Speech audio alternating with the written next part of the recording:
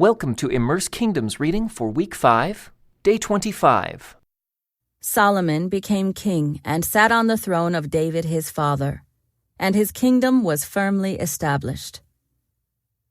One day Adonijah, whose mother was Haggith, came to see Bathsheba, Solomon's mother. "Have you come with peaceful intentions?" she asked him. "Yes," he said. "I come in peace. In fact, I have a favor to ask of you." "What is it?" she asked. He replied, "As you know, the kingdom was rightfully mine. All Israel wanted me to be the next king. But the tables were turned, and the kingdom went to my brother instead, for that is the way the Lord wanted it. So now I have just one favor to ask of you. Please don't turn me down." "What is it?" she asked. He replied, "Speak to King Solomon on my behalf, for I know he will do anything you request. Ask him to let me marry Abishag, the girl from Shunem." "All right," Bathsheba replied. "I will speak to the king for you." So Bathsheba went to King Solomon to speak on Adonijah's behalf. The king rose from his throne to meet her, and he bowed down before her. When he sat down on his throne again, the king ordered that a throne be brought for his mother, and she sat at his right hand. "I have one small request to make of you," she said. "I hope you won't turn me down." "What is it, my mother?" he asked. "You know I won't refuse you."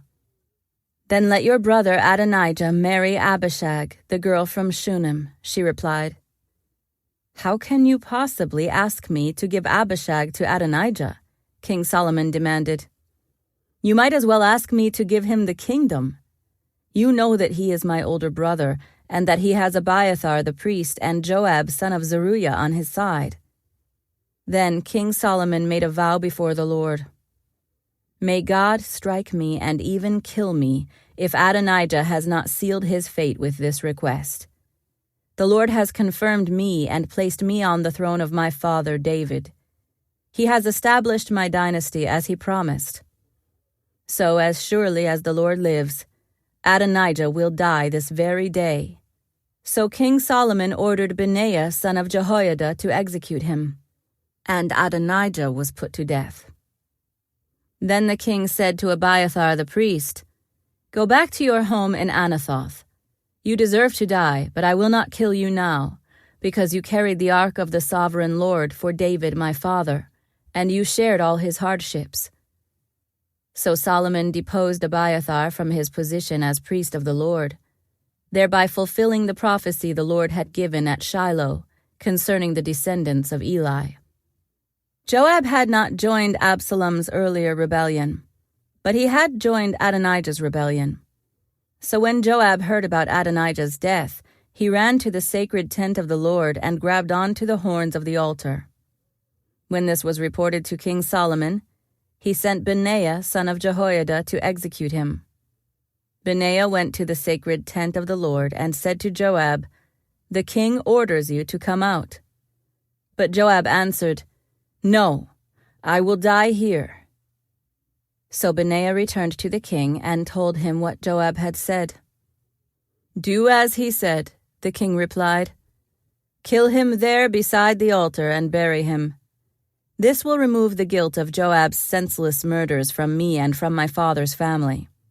The Lord will repay him for the murders of 2 men who were more righteous and better than he. For my father knew nothing about the deaths of Abner son of Ner, commander of the army of Israel, and of Amasa son of Jether, commander of the army of Judah. May their blood be on Joab and his descendants forever. And may the Lord grant peace forever to David, his descendants, his dynasty, and his throne." So Benaiah son of Jehoiada returned to the sacred tent and killed Joab, and he was buried at his home in the wilderness. Then the king appointed Benaiah to command the army in place of Joab, and he installed Zadok the priest to take the place of Abiathar. The king then sent for Shimei and told him, "Build a house here in Jerusalem and live there. But don't step outside the city to go anywhere else. On the day you so much as cross the Kidron Valley, you will surely die, and your blood will be on your own head." Shimei replied, "Your sentence is fair. I will do whatever my lord the king commands." So Shimei lived in Jerusalem for a long time. But 3 years later, 2 of Shimei's slaves ran away to King Achish, son of Maacah of Gath. When Shimei learned where they were, he saddled his donkey and went to Gath to search for them. When he found them, he brought them back to Jerusalem. Solomon heard that Shimei had left Jerusalem and had gone to Gath and returned. So the king sent for Shimei and demanded, "Didn't I make you swear by the Lord and warn you not to go anywhere else or you would surely die? And you replied, 'The sentence is fair. I will do as you say.' Then why haven't you kept your oath to the Lord and obeyed my command?" The king also said to Shimei, "You certainly remember all the wicked things you did to my father David. May the Lord now bring that evil on your own head. But may I, King Solomon, receive the Lord's blessings, and may one of David's descendants always sit on this throne in the presence of the Lord." Then, at the king's command, Benaiah son of Jehoiada took Shimei outside and killed him. So the kingdom was now firmly in Solomon's grip. Solomon made an alliance with Pharaoh, the king of Egypt, and married one of his daughters. He brought her to live in the city of David until he could finish building his palace and the temple of the Lord and the wall around the city. At that time, the people of Israel sacrificed their offerings at local places of worship, for a temple honoring the name of the Lord had not yet been built. Solomon loved the Lord and followed all the decrees of his father David, except that Solomon, too, offered sacrifices and burned incense at the local places of worship. The most important of these places of worship was at Gibeon, so the king went there and sacrificed 1,000 burnt offerings. That night the Lord appeared to Solomon in a dream, and God said, "What do you want? Ask, and I will give it to you." Solomon replied, "You showed great and faithful love to your servant, my father David, because he was honest and true and faithful to you. And you have continued to show this great and faithful love to him today by giving him a son to sit on his throne. Now, O Lord my God, you have made me king instead of my father David, but I am like a little child who doesn't know his way around. And here I am in the midst of your own chosen people, a nation so great and numerous they cannot be counted. Give me an understanding heart, so that I can govern your people well and know the difference between right and wrong. For who by himself is able to govern this great people of yours?" The Lord was pleased that Solomon had asked for wisdom. So God replied, "Because you have asked for wisdom in governing my people with justice, and have not asked for a long life or wealth or the death of your enemies, I will give you what you asked for. I will give you a wise and understanding heart, such as no one else has had or ever will have. And I will also give you what you did not ask for, riches and fame.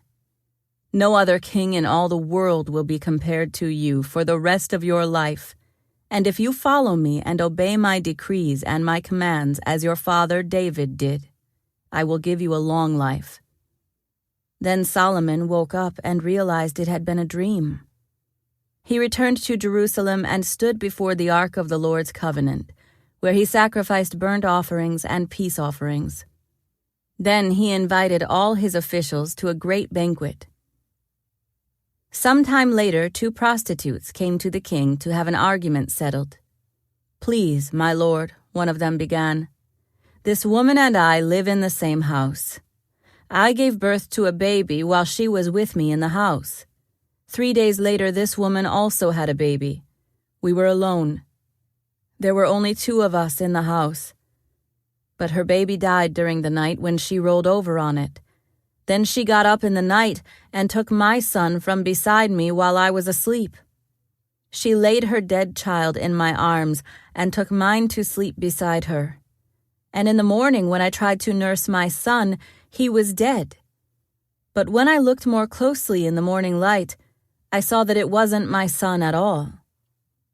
Then the other woman interrupted, "It certainly was your son, and the living child is mine." "No," the first woman said, "the living child is mine, and the dead one is yours." And so they argued back and forth before the king. Then the king said, "Let's get the facts straight. Both of you claim the living child is yours, and each says that the dead one belongs to the other. All right, bring me a sword." So a sword was brought to the king. Then he said, "Cut the living child in two and give half to one woman and half to the other." Then the woman who was the real mother of the living child and who loved him very much cried out, "Oh no, my lord! Give her the child, please do not kill him." But the other woman said, "All right, he will be neither yours nor mine. Divide him between us." Then the king said, "Do not kill the child, but give him to the woman who wants him to live, for she is his mother." When all Israel heard the king's decision, the people were in awe of the king, for they saw the wisdom God had given him for rendering justice. This concludes today's Immerse reading experience. Thank you for joining us.